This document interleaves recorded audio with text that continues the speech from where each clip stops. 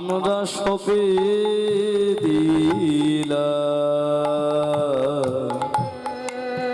আমাদের এই নয়ন তারা।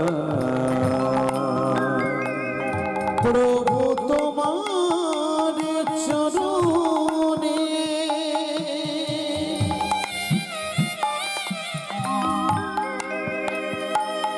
আমরা সপে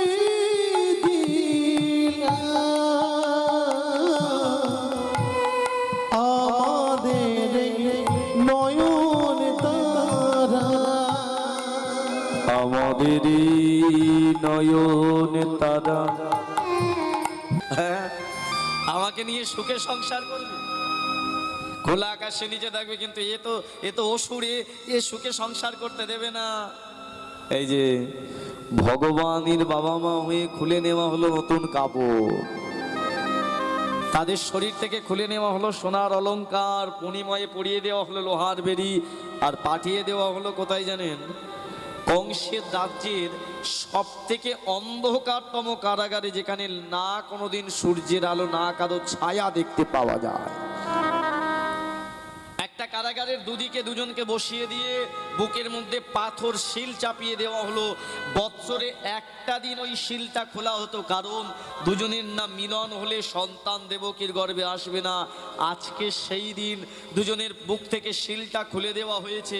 বুক ঘষে ঘষে বসুদেব দেবকীর কাছে একটা বৎসর পরে এসে বলে, দেবকী কোথায় তুমি? দেবকী এক বৎসর পরে স্বামীর গায়ে প্রথম হাত দিয়ে বলল, স্বামী, স্বামী আপনি রাজার ছেলে হয়ে আমার জন্য কেন কষ্ট সহ্য করলেন? কেন এই কারাগারে জীবনটা বেছে নিলেন? আপনি তো চলে যেতে পারতেন। বসুদেব বলে, দাঁড়াও দেবকী, বাদ দাও সব কথা, এসো আমার কাছে এসো। তোমার গর্ভে আমার সন্তান দিতে হবে, দুজনে মিলন করতে হবে। কারণ তোমার গর্ভে সন্তান না দিলে সে যে আসবে না, একটা একটা করে সন্তান দিতে হবে। দেবকী বলে, স্বামী, প্রত্যেকটা মা যে সন্তান নিতে চায় তার সন্তানের থেকে মা ডাক শোনার জন্য। আর আমি তো জানি আমার সন্তান হলেই ওই দুরাচারী মেরে দেবে। কি করব আমি? নিতে হবে তোমাকে। এই যে ভগবানের মা এমনি নয়, অনেক কষ্ট সহ্য করেছে। কারাগারের মধ্যে একটার পর একটা গর্ভবতী হচ্ছে দেবকী। আর যেই গর্ভ হচ্ছে বাবা, সেই গর্ভ থেকে প্রথম সন্তান প্রসব হলো। চিৎকার করে কেঁদে উঠল। প্রহরীগুলো ওই সন্তানটাকে নিয়ে গিয়ে তুলে দিল দুরাচারী কংসের হাতে। অচৈতন্য হয়ে গেল দেবকী। পাথরে আচার দিয়ে করলো হত্যা। একটা, দুটো, তিনটে, চারটে, পাঁচটা, ছটা। দেবকী চিৎকার করে বলল, স্বামী, আমি যে আর পারছি না। কি চেয়েছি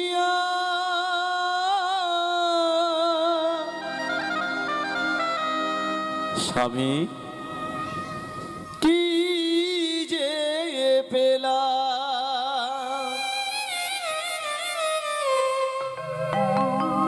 একে একে জীবনে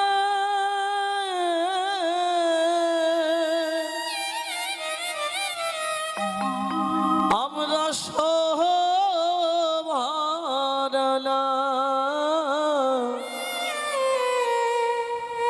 কিসেরই কারণে বলো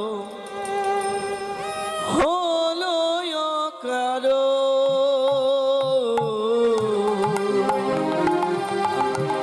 কি সাজে সাজালে বলো আমাদের জীবন? কি সাজে সাজালে বলো আমাদের জীবন? কারাগারে ঢেকে দিলে আমাদের জীবন। কারাগারে ঢেকে দিলে আমাদের জীবন। কেন কারাগারে ঢেকে দিলে আমাদের জীবন? কারাগারে ঢেকে দিলে আমাদের জীবন। কি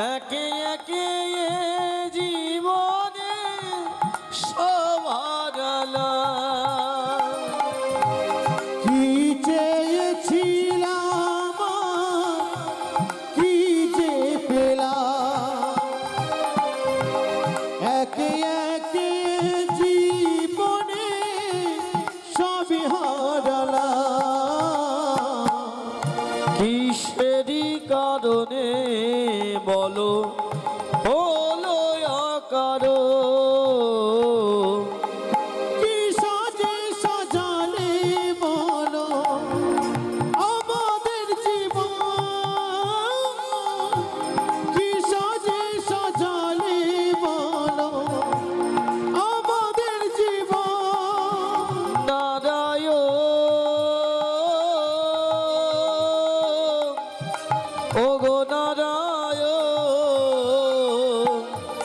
বলে দাও তুমি কিসের কারণ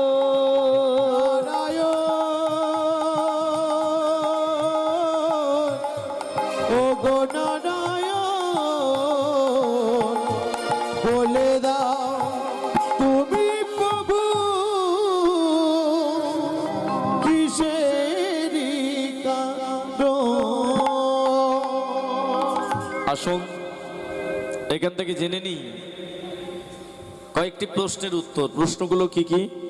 প্রথম প্রশ্ন, রাত্রি জাগছেন শুনুন।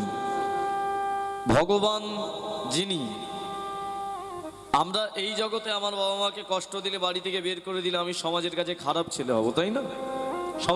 সমাজ খারাপ বলবে। বাবা মাকে যদি কোনো ছেলে অত্যাচার করে তাহলে তিনি কেমন ভগবান? যে গর্ভে তিনি সন্তান হয়ে আসবেন তিনি তার নিজের বাবা মাকে কারাগারের যন্ত্রণা ভোগ করাচ্ছেন। ভগবানই বা কারাগারে কেন আসছেন? আর ভগবানের দাদাগুলোই কেন মারা যাচ্ছে একটা একটা করে? এই সকল প্রশ্নের উত্তর জানতে গেলে আমাদেরকে তিনটি কারণ শুনতে হবে। কটা বললাম? তিনটি। প্রথম কি, ভগবান তার বাবা মাকে কারাগারে এই কারণেই পাঠিয়েছিল, সৎসঙ্গে স্বর্গবাস আর অসৎসঙ্গে কি প্রতি পদে পদে সর্বনাশ। নরকে বাস তো পরের কথা, নরক কি আমরা জানি না। অসতের সঙ্গ করলে প্রতি পদে পদে আপনার সর্বনাশ হবে, এটা জেনে রাখবেন। 10খানা সাধুর সাথে, 10টা সাধুর সাথে একটা চোর যদি ঘুরে, চোরটা কি হবে? সাধু হবে। কিন্তু 10খানা চোরের সাথে একটা সাধু ঘুরলে চোর হয়ে যাবে। ভগবান কেন তার বাবা মাকে কারাগারে রাখলো? কারণটা কি জানেন? ভগবান মনে মনে ভাবলো, যে রাজ্যেতে আমার মা বাবাকে পাঠিয়েছি সেই রাজ্যের রাজা হলেন কে? কংস। আর কংসের চরিত্র কি? অসুরিক চরিত্র। তার অত্যাচারে সবাই অসুর মনোভাবাপন্ন, হিংসা, সবার মনে বিদ্রোহ কংসের বিরুদ্ধে। ওই খোলা আকাশের নিচে ওদের সাথে যদি আমার বাবা মা মেশে তাহলে বাবা মা কি হবে? ওই যে অসতের সঙ্গে মিশে মিশে একদিন যদি অসৎ হয়ে যায়, আর তাদের মন থেকে হিংসা যদি এসে যায়, তাদের মনে যদি ক্ষোভ বিদ্বেষ চলে আসে, তাহলে তাদের মনে আর প্রেম থাকবে না। আর যাদের মনে প্রেম থাকবে না তারা আমায় ডাকবে না, তাহলে আমি যাবো কি করে তাদের গর্বে? তাই ভগবান কি করলেন? তার বাবা মাকে রাখলেন কোথায়? না কারাগারে। দ্বিতীয় কারণটা কি? দ্বিতীয় কারণটা একটু ভালো করে শুনুন। এই যে মায়েরা, ভগবান তিনিও বিপদে পড়ে যান। আজকে ওই কংসের হাত থেকে বাঁচানোর জন্য বসুদেব দেবকীকে কারাগারের যন্ত্রণায় ভোগ করতে হচ্ছে, কষ্ট পাচ্ছে বসুদেব দেবকীকে। তবে এটা ভগবানের জীবনে প্রথম নয় যে এক ভক্তের হাত থেকে রক্ষা করার জন্য আর 2জন ভক্ত কষ্ট পাচ্ছে, এটা প্রথম নয়। এই ভগবানের জীবনে অনেক ঘটেছে। এই বিষয়ে যদি একটু মহাভারত বলি, আজকে যেমন কংসের হাত থেকে রক্ষা করার জন্য বসুদেব দেবকীকে কারাগারে রাখতে হচ্ছে, কারাগারের যন্ত্রণা ভোগ করতে হচ্ছে, এইরকম দাপর যুগেই ভগবানের জীবনে এমন একটা ঘটনা ঘটেছিল, যখন 5টা ভক্তকে রক্ষা করার জন্য একটা এইরকম বসুদেব দেবকীর মতো প্রিয় ভক্তের মাথা পর্যন্ত ভগবান কেটেছিল। ভগবানকে কাটতে বাধ্য হয়েছিল, কারণ সেই ভক্তটা কঠিন ভক্ত ছিল। ভক্তটা কে ছিল? একটু মন দিয়ে শুনুন। কার মাথা কেটেছিল, কবে, যেটা শোনানোর জন্য আমাকে বারবার বলা হয়েছে। এ বিষয়ে একটু মহাভারত জানতে হবে। আবার আমি মহাভারতের পাঠটা শেষ করে এইখান থেকেই শুরু করবো লীলাটা, পরবর্তী অংশটা আপনারা জানবেন। সে দিনটা ছিল বাবা, আমরা সবাই জানি কুরুক্ষেত্রে যুদ্ধ হয়েছিল, তাই না? 18 দিনের জন্য কৌরব আর পাণ্ডবদের মধ্যে। ঠিক যেদিন যুদ্ধ শুরু হবে তার আগের দিনই, ধরে নিন এটা কুরুক্ষেত্রের মাঠ, ওই রাস্তাটা গেছে কুরুক্ষেত্রের মাঠের পাশ দিয়ে। ওই দিকটা ভোরের বেলা ভগবান শ্রীকৃষ্ণ রথ নিয়ে এসে দাঁড়িয়ে এক কোণে চিন্তা করছে, কালকে থেকে কত যুদ্ধে রক্ত খইবে। আর ঠিক সেই সময় ভগবান কানে শুনতে পাচ্ছে ওই রাস্তাটার ওদিক থেকে একটা রথ আসছে, আর রথে একটা ছেলে নৃত্য করতে করতে ভগবান শ্রীকৃষ্ণের নাম গাইছে। ভগবান কানটা পেতে শুনছে, ওই তো কে যেন মধুর সুরে গাইছে, ভজ শ্রীকৃষ্ণ কহ শ্রীকৃষ্ণ লহ শ্রীকৃষ্ণের নাম রে, ভজ শ্রীকৃষ্ণ কহ শ্রীকৃষ্ণ লহ শ্রীকৃষ্ণের নাম রে, ভজ শ্রীকৃষ্ণ কহ শ্রীকৃষ্ণ লহ শ্রীকৃষ্ণের নাম রে, ভজ শ্রীকৃষ্ণ কহ শ্রীকৃষ্ণ লহ লহ শ্রীকৃষ্ণে নামে রে যে জনা শ্রী কৃষ্ণ ভজে সে হয় আমার প্রাণে রে। যে জনা শ্রীকৃষ্ণ ভজে সে হয় আমার প্রাণ রে যে জনা শ্রী কৃষ্ণ ভজে সে হয় আমার প্রাণে রে। যে জনাসি হরি হরি হরি কৃষ্ণ ভজে সে হয় আমার প্রাণ রে। এই যে ছেলেটা দুই বাহু তুলে নৃত্য করতে করতে রথে আস্তে আস্তে এই নামটা গাইছে, ছেলেটাকে জানতে পারবেন। একটু সবাই মিলে দেখি দুই বাহু তুলে গাই তো প্রত্যেকে একসাথে। ভজ শ্রী কৃষ্ণ কহ শ্রী কৃষ্ণ লহ শ্রী কৃষ্ণের নামে রে। ভজ শ্রী কৃষ্ণ কহ শ্রী কৃষ্ণ লহ শ্রী কৃষ্ণের নামে রে ভজ শ্রী কৃষ্ণ কহ শ্রী কৃষ্ণ লহ শ্রী কৃষ্ণের নামে রে।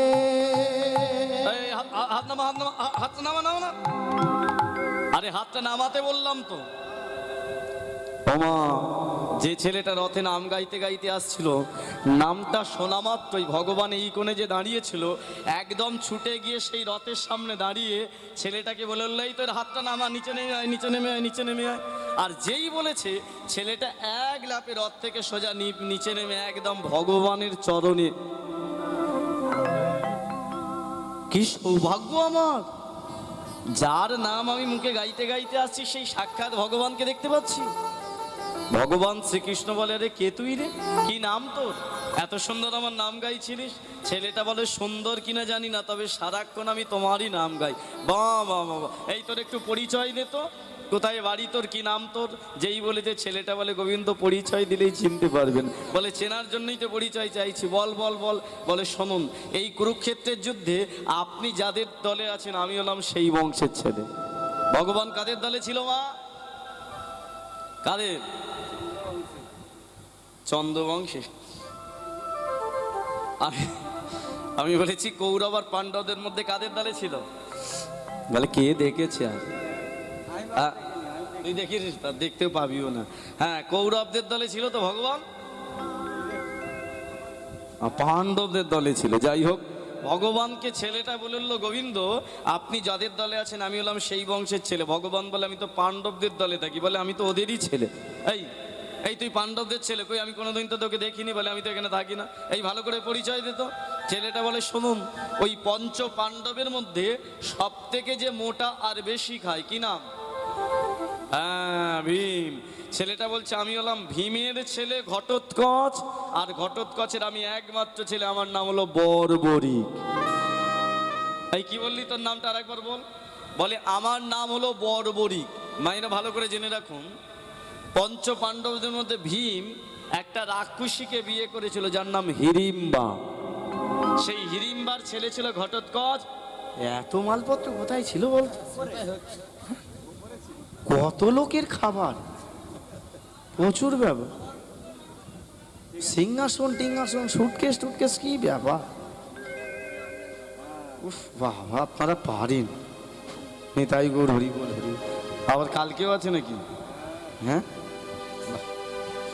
কালকে না গান থাকলে আমি থেকেই যেতাম, যা খাবার বাহার দেখতে পাচ্ছি। নেতাই গৌর হরি বল হরি বল হরি বল। হ্যাঁ, রাধে। আবার তিন তেল, এত নামিয়ে যাচ্ছে। নিতাই গৌর হরি বল হরি। আস্তে মন দিয়ে শুনুন ছেলে, আস্তে মন দিন। যেখানে ছিলাম, পাঞ্চ পাণ্ডবের মধ্যে ভীম একটা রাক্ষসীকে বিয়ে করেছিল যার নাম হিড়িম্বা, আর হিড়িম্বার একমাত্র ছেলে ঘটোৎকচ। ঘটোৎকচের ছেলে হলো এই রথে করে আসে যার নাম বর্বরিক। ভগবান বলে, এই তার মানে তুই ভীমের নাতি? তাই তো, ভীমের নাতি হচ্ছে। ভীমের ছেলে যদি ঘটোৎকচ হয়, ঘটোৎকচের ছেলে যদি বর্বরিক হয়, বর্বরিক তাহলে ভীমের নাতি। ভগবান বলে, ও পাণ্ডবদের রক্ত শরীরে আছে বলেই তো আমার নাম এত সুন্দর করছিস, নাহলে তো কৌরবরা কেউ আমার নাম করে না। আরে যাচ্ছিস কোথায় তুই? যুদ্ধ করতে। ও মা, ছেলেটাকে জিজ্ঞাসা করলো বর্বরিক, এই গোবিন্দ জিজ্ঞাসা করলো, আরে বর্বরিক তুই এরা আবার কোথায় ছিল বলতো সব?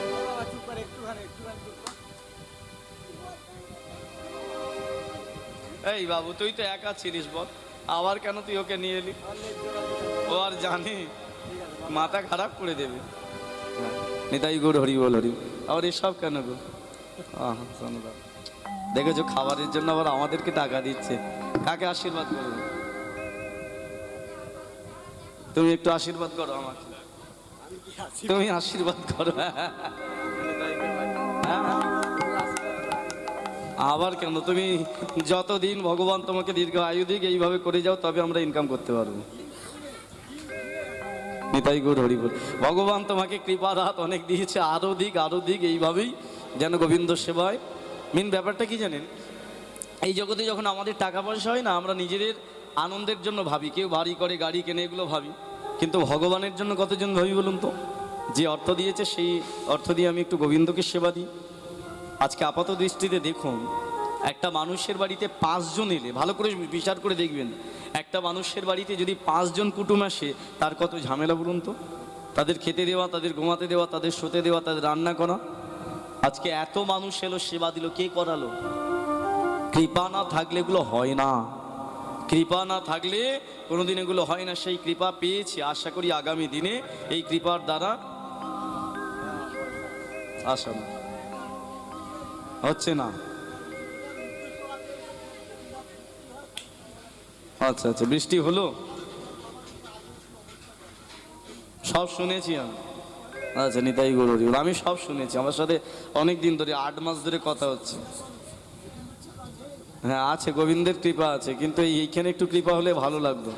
মানে প্রতিদিন কি বলুন তো, ভর্তি হাজার দেখে যখন এই 4-5 জন দেখি, কষ্ট হয় খুব। এই হচ্ছে ব্যাপার। যাই হোক, একটু মন দিয়ে শুনুন, আর কোনো কথা নাই। এই জায়গা থেকে পুরো ডিপলিভাবে প্রবেশ করুন। ভগবান শ্রীকৃষ্ণ বলল, এই বর্বরিক, তুই ভীমের নাতি বলে, হ্যাঁ তা যাচ্ছিস কোথায়? বর্বরিক বলে, গোবিন্দ আমি যুদ্ধ করব কাল থেকে। ভগবান বলে, বাহ বাহ বাহ বাহ বাহ, সত্যি তুই যুদ্ধ করবি? বলে হ্যাঁ। ভগবান বলে, শোন, এই তোকে যুদ্ধ করতে হবে না। বর্বরী বলে, কেন? যুদ্ধ করতে এসেছি, যুদ্ধ করবো না কেন? বলে, শোন, তুই এত সুন্দর নাম গাইছিলিস না আমার, ওই নামটার আমি প্রেমে পড়ে গেছি। এক কাজ করিস, কালকে থেকে যুদ্ধ যখন শুরু হবে, আমি তো অর্জুনের রথে বসে থাকবো, আর তুই আমার ওই বাম পাশটায় দাঁড়িয়ে এইরকম সুরে আমাকে নাম শোনাবি। আমি কথা দিচ্ছি তোকে, এই 18 দিন যুদ্ধে তোকে কেউ মারতে পারবে না। যেই ভগবান বলেছে, বর্বরী বলে, গোবিন্দ আমি তো পারবো না তোমাকে নাম শোনাতে। ভগবান বলে, কেন? এই তো রথে এত সুন্দর নেচে নাম শোনাচ্ছিলিস আমাকে, আর যেই আমি বলেছি পারবি না কেন? বর্বরী বলে, এ কারণেই পারবো না, এই কুরুক্ষেত্রের যুদ্ধে আমি সিদ্ধান্ত নিয়েছি, তোমাদের দল অর্থাৎ পঞ্চর পাণ্ডবের দিকে আমি থাকবো না, আমি কৌরবদের দলের হয়ে যুদ্ধ করব। বর্বরী, তোকে তো আমি আমার পরম ভক্ত ভেবেছিলাম, কি সুন্দর তুই আমার গুণকীর্তন করছিলিস, কিন্তু তুই তো মোটেই ভালো ছেলে নয়। তুই পাণ্ডবদের বংশ পরিচয় দিলি, ওদের রক্ত তোর শরীরে আছে, তুই এদের বংশের ছেলে, কেন কৌরবদের দলে যাবি? ভগবানের মনটা খারাপ হলো, ভগবানের মনে একটু রাগ হলো। বর্বরী বলে, গোবিন্দ দাঁড়ান, রেগে যাবেন না, আমি এ কারণেই কৌরবদের দলে যাচ্ছি। আমি যুদ্ধে যখন আসছিলাম না, আমার মা আমার হাতটা ধরে বললো, বর্বরী যুদ্ধে তুই যাচ্ছিস যা, তবে শোন, যুদ্ধ করার আগে দুটো পক্ষকে চোখ দিয়ে দেখবি আর মন দিয়ে বুদ্ধি দিয়ে বিচার করবি। যাদেরকে মনে হবে দুর্বল, সেটা কৌরব বা পাণ্ডব, যাদেরকে দুর্বল মনে হবে তুই তাদের দলের হয়ে যুদ্ধ করিস। ভগবান বলে, বাহ, এটা তো প্রত্যেকটা মায়ের কর্তব্য তার ছেলেকে বলা, যে সমাজে যারা একটু দুর্বল কমজোরি তাদের দেখিস বাবা। হ্যাঁ, তোর মাও তো ঠিক কথা বলে। এই তা তোর কোন দিক থেকে মনে হলো কৌরবরা দুর্বল? হ্যাঁ, এই বর্বরী, কৌরবরা দুর্বল কেন মনে হলো? শোন, তোর মাথায় অত বুদ্ধি শুদ্ধি নেই, তোর মাথায় একটু কম বুদ্ধি আছে। বর্বরী বলে, গোবিন্দ কেন? বলে, শোন, তোর পঞ্চ পাণ্ডব দাদুরা দুর্বল। বর্বরী বলে, গোবিন্দ কি করে এরা দুর্বল হলো? বলে, এই তোর পাণ্ডব দাদুরা ক ভাই? 5 ভাই। আর কৌরব দাদুরা কত ভাই? 100 ভাই। কৌরবরা তো 100। হ্যাঁ, এবার বর্বরী তুই বল, একদিকে 5 জন আর একদিকে 100 জন যদি মারপিট হয়, কারা জিতবে? এইদিকে ধরে নিন 5 জন আর এদিকে 100 জন, মারপিট শুরু হলো, কারা জিতবে? 100 জন জিতবে। 5 জনকে মেরে একদম শেষ করে দেবে।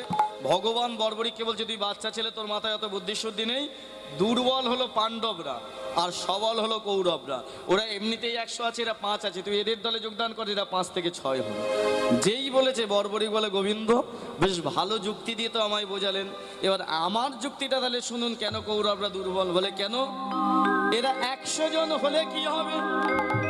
এদের দলে তুমি অর্থাৎ আমার গোবিন্দ তো না, আমার গোবিন্দ তো না। কিন্তু এরা 5 জন হলে কি হবে? এদের দলে তুমি আছো অর্থাৎ আমার গোবিন্দই আছো। তাই আমার কি মনে হয় জানো, যাদের দলে আমার গোবিন্দ থাকে বলে তারা কি দুর্বল হতে পারে? তাই গৌর হরি হরি হরি বল। তারা কি দুর্বল হতে পারে? তারা কি দুর্বল হতে পারে? যে পক্ষে আমার গোবিন্দ থাকে, দুর্বল হতে পারে।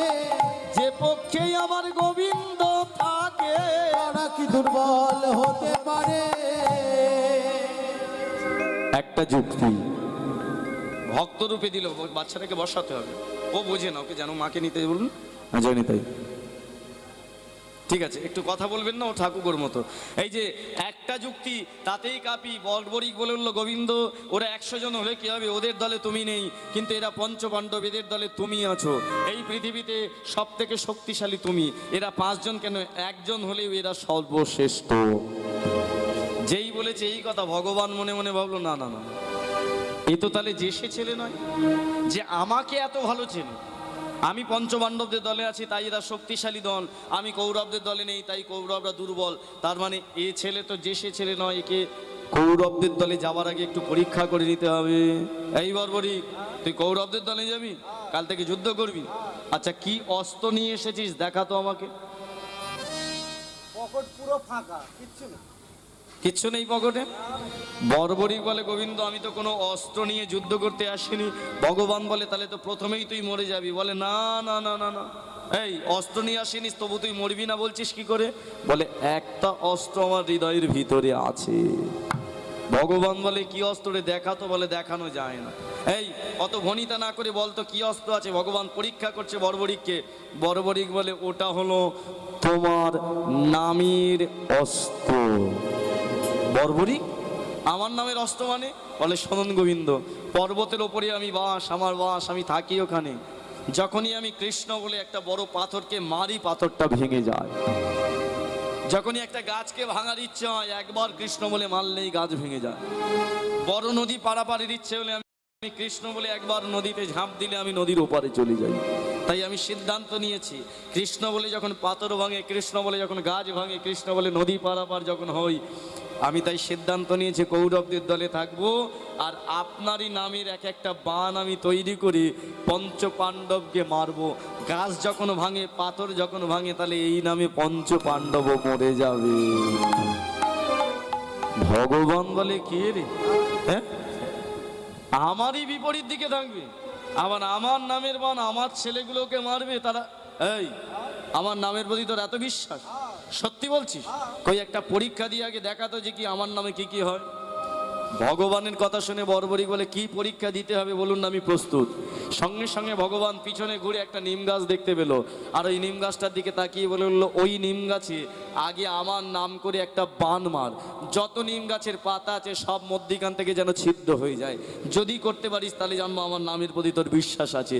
যেই বলেছে বর্বরিক, বিন্দুমাত্র দেরি না করে ভগবানের চরণতলে বসে হাতটা জড়ো করে নয়নটা বুঝিয়ে বানটা তৈরি করছে কৃষ্ণ নামের। আর ভগবান দেখলো যেই নয়ন বুঝিয়ে আছে বর্বরিক, অমনি হাতটা বাড়িয়ে নিম গাছ থেকে দুটো পাতা তুলে নিয়ে একটা হাতের মুঠায় আর একটা পায়ের তলায় চেপে দিয়ে বর্বরিককে বলে এই কতক্ষণ চোখ বুঝিয়ে থাকবি, মান মার। বর্বরিক বলে গোবিন্দ তৈরি হয়ে গেছে। এই বলে সঙ্গে সঙ্গে বর্বরিক কি করলো, গোবিন্দকে বললো গোবিন্দ একবার আশীর্বাদ করুন। গোবিন্দ বলে আশীর্বাদ আমার করা আছে, একবার চরণে ধুলি দিন। ভগবান বলে চরণে বসে আছিস, নিয়ে নে না। বলা মাত্রই ভগবানের চরণতল থেকে এক মুঠো ধুলি নিয়ে হে কৃষ্ণ করুণা সিন্ধু বলে ওই নিম গাছে বর্বরিক বানটা নিক্ষেপ করলেন। যেই কৃষ্ণ নামের বান মেরেছে, এক বানে সকলে পাতা ছিদ্র হয়ে গেল। ছিদ্র হয়ে গেল।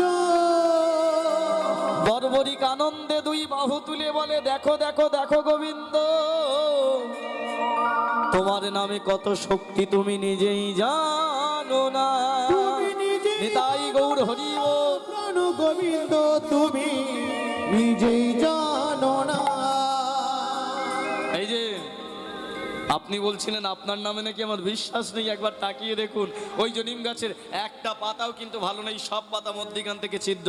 যেই বলেছে ভগবান বলে দাঁড়া লাফাস না, পরে নাচবি। তুই জানিস সব পাতা তুই ছিদ্র করলেও দুটো পাতা ছিদ্র করতে পারিস নি। বর্বরিক বলে গোবিন্দ কই গাছের মধ্যে কোন পাতাটা আপনি পেরে আমায় দেখান ছিদ্র হয়নি।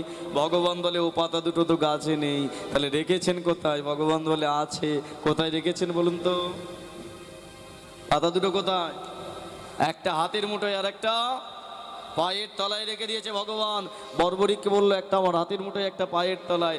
সঙ্গে সঙ্গে বর্বরিক হাতটা জড়ো করে বলে গোবিন্দ আমার বিশ্বাস, আপনার নামে যদি অহল্যা পাশানি থেকে মানবী হতে পারে, মানবী হতে পারে, আপনার নামে যদি ধীবরের কাঠের তরণী সোনা হতে পারে, না হতে পারে, আপনার নামে যদি প্রহ্লাদ আগুন থেকে বেঁচে যেতে পারে, পারে।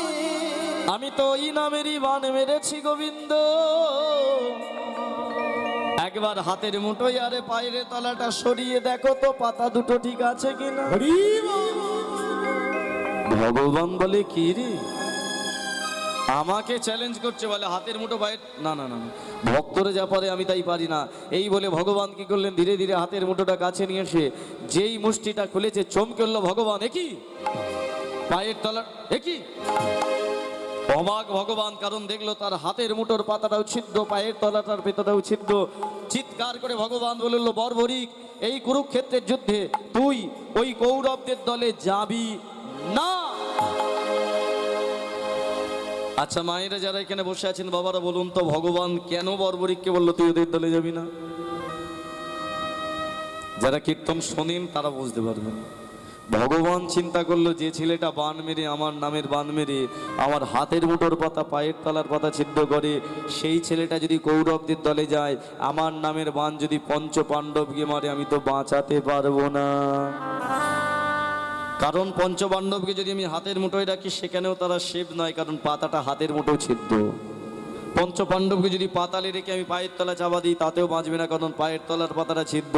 বর্বরিককে বললো তুই ওদের দলে যাবি না, কিন্তু বর্বরিক বলে গোবিন্দ উদ্দেশ্য আমি একটাই নিয়ে এসেছি, ওদের দলের হয়ে যুদ্ধ করব, তাই সিদ্ধান্ত আমার একটাই, ওদের দলের হয়েই থাকবো। ভগবান তাকে বাবা বাছা করে কাছে ডেকে বলছে বর্বরিক তুই ওদের দলে যাবি না, হ্যাঁ যাবো। যাবি না, হ্যাঁ যাবো। যাবি না। হ্যাঁ যাবো। বারবার বুঝিয়েও যখন পারলো না, অবশেষে ভগবান ঘোষণা করলো ঠিক আছে বর্বরিক তুই ওদের দলেই হয়ে যুদ্ধ করবি। বর্বরিক বলে হ্যাঁ, তাহলে শোন, ওদের দলের হয়ে যুদ্ধ করতে গেলে তোকে করতে হবে আগে আমার সাথে যুদ্ধ। ভগবান ভেবেছে যে আমার ভক্ত হবে সে কোনোদিন আমার সাথে যুদ্ধ অন্তত করবে না।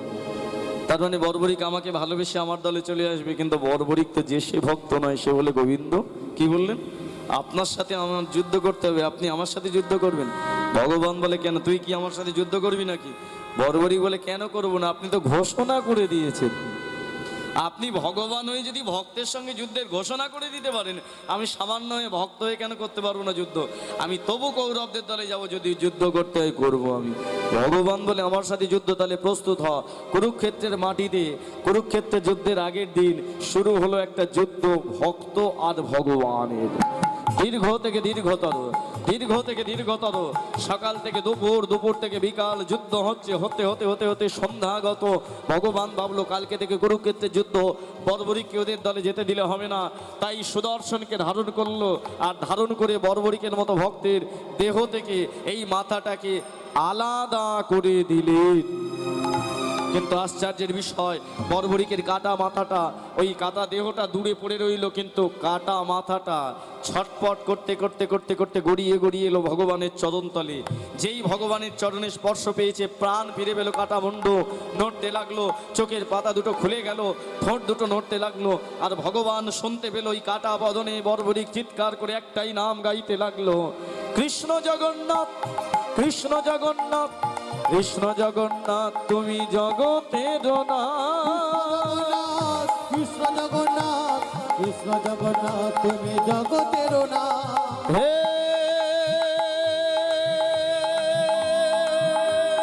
কৃষ্ণ কৃষ্ণ করুণা সিন্ধু দীনবন্ধু জগৎপতি গোপীশ গোপিকাকান্ত রাধাকান্ত নমস্তুতে। কৃষ্ণ জগন্নাথ কৃষ্ণ জগন্নাথ কৃষ্ণ জগন্নাথ তুমি জগতের নাথ। জগন্নাথ কৃষ্ণ জগন্নাথ কৃষ্ণ জগন্নাথ তুমি জগতের নাথ। কৃষ্ণ জগন্নাথ কৃষ্ণ জগন্নাথ কৃষ্ণ জগন্নাথ তুমি জগতের নাথ। আর থাকতে পারলেন না ভগবান, আসতে মন দিন। অবাক হয়ে গেলেন ভগবান, কেন? একটা কাটা মাথা, রক্ত গড়িয়ে গড়িয়ে যাচ্ছে, কিন্তু কাটা মাথাটা তার চরণে পড়ে কৃষ্ণ জগন্নাথ কৃষ্ণ জগন্নাথ কৃষ্ণ জগন্নাথ। আর থাকতে পারলেন না ভগবান, সেই কাটা বর্বরিকের মাথাটা ধীরে ধীরে নিজ বক্ষ মাঝে তুলে নিলেন। ভগবানের নয়নে চলে এলো অশ্রু। কেন? এ কে বর্বরিক? তোর মাথাটা আমি কেটে দিলাম, কাটা মাথাতে তুই কৃষ্ণ জগন্নাথ কৃষ্ণ জগন্নাথ কৃষ্ণ জগন্নাথ এই বর্মরিক। তবে কি কুরুক্ষেত্রের যুদ্ধে, এই কুরুক্ষেত্রের রণাঙ্গনে আমি হয়ে গেলাম আজকে থেকে ভক্ত হত্যাকারী ভগবান। কাঁদতে লাগলেন ভগবান। কিছুক্ষণ পরেই কাটা মুন্ড মৃদুস্বরে বলে উঠল, গোবিন্দ কে বলেছে তুমি ভক্ত হত্যাকারী ভগবান? তুমি তো ভক্ত উদ্ধারকারী ভগবান। কাটা মাথা কি কথা বলতে পারে গো? এই যে কাটা মাথা কি কথা বলতে পারে বলো গোবিন্দ? আমার একটা সৌভাগ্য ছিল যে তুমি মাথাটা কাটার পরে আমার মাথাটা তোমার চরণতলে এসে পড়েছে। তোমার চরণের স্পর্শ পেয়ে আমার কাটা মাথাটা প্রাণ পেয়েছে। তাই আমি ভাবলাম যতক্ষণ তোমার স্পর্শ আছে ততক্ষণ তো প্রাণ থাকবে, আর যতক্ষণ তোমার স্পর্শ চলে যাবে আমার মাথাটা হয়ে যাবে মৃত। তাই প্রাণ যতক্ষণ আছে যদি বদনে একটু কৃষ্ণ কৃষ্ণ বলে যেতে পারি। গোবিন্দ কাটা মুন্ডটা নিয়ে এইভাবে বুকের মধ্যে চেপে ধরে বলে উঠল, বর্বরিক তুই যদি আমাকে এত ভালোবাসিস, আমার নামকে এত ভালোবাসিস, তাহলে কেন তুই কৌরবদের দলের ওই যুদ্ধ করতে গেলি? কেনই বা তুই আমার সাথে যুদ্ধ করলি বলতো? তুই তো জানিস আমার সাথে যে যুদ্ধ করে সে কোনোদিন বাঁচে না। বল না বর্বরিক, কেন করলি যুদ্ধ?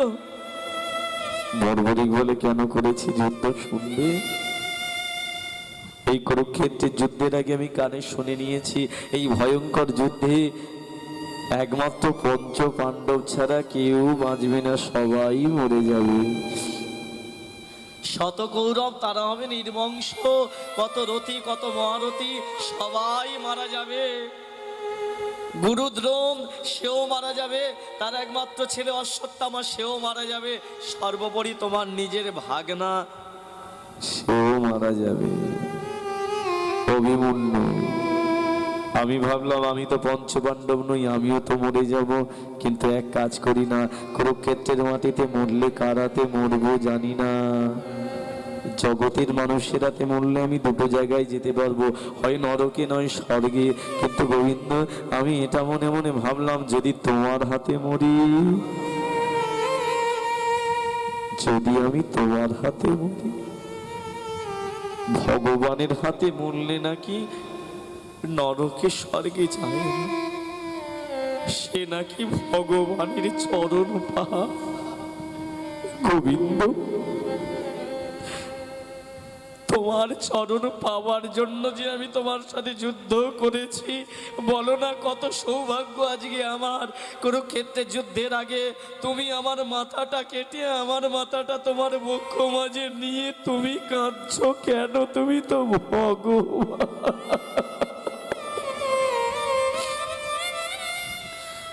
বর্বরিক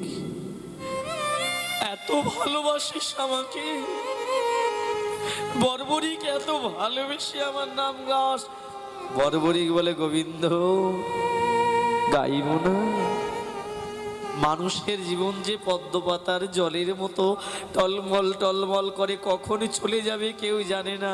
তাই চলে যাওয়ার আগে আমি যদি তোমার নাম গেয়ে যেতে পারি,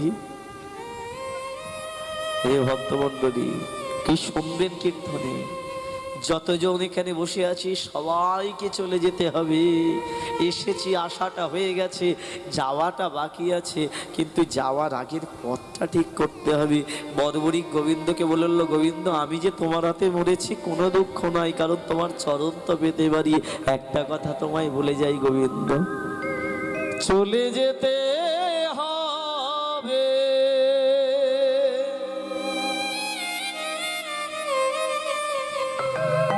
সকল ছেড়ে,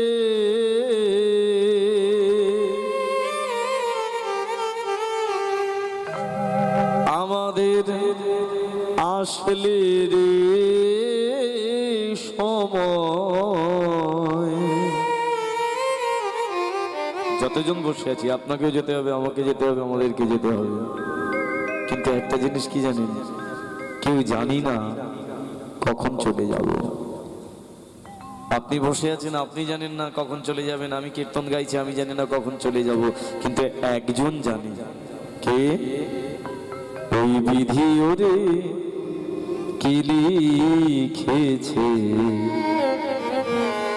কখন কার মরো। নিতাই গৌর হরি বল, হরি বল, হরি বল। চলে যেতে হবে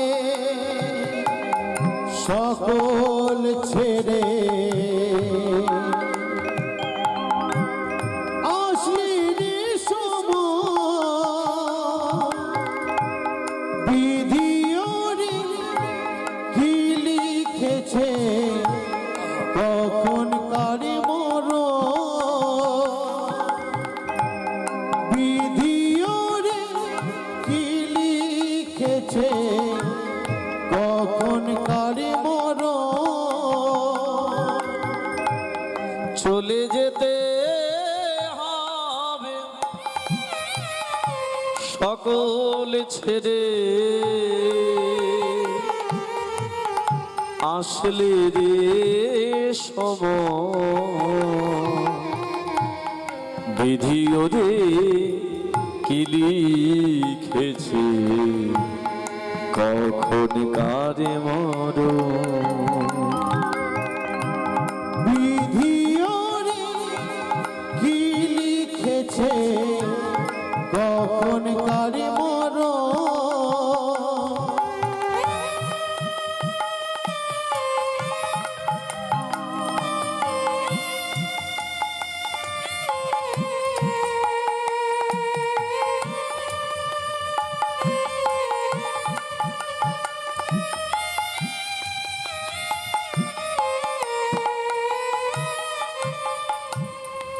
ভালোবাসা